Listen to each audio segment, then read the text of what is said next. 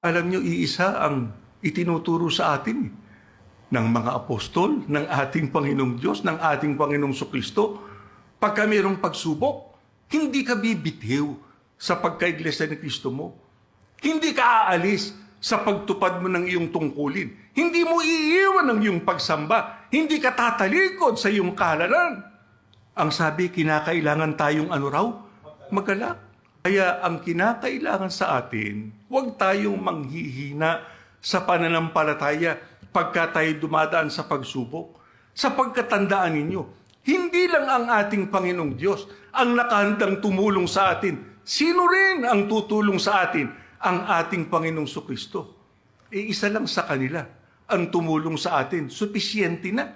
Ito, dalawa silang nakahandang tumulong sa atin. Ano dahilan at hindi tayo makalalampas sa mga pagsubok? Kaya lalo nating mahalin ang ating pagkaiglesia ni Kristo. Hindi sayang na ito ay ating panghawakang mabuti sapagkat nakatitiyak tayo pagka tayo nakalampas sa mga pagsubok na ito.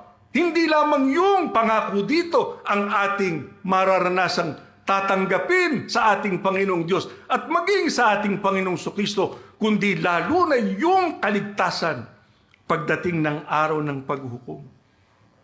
Kaya mahalin natin ang ating ginagawang mga paglilingkod sa ating Panginoong Diyos. Pagtalagahan natin ang mga pagsamba natin sa Kanya. Huwag tayong papayag sa pagsamba, hindi tayo nakakaranas ng kapangyarihan sapagkat yan ang siyang magpapalakas sa atin para nang sa ganon anuman ang ating masagupa na pagsubok dito sa buhay na ito, makalalampas tayong lahat at makararating tayo sa hangganan.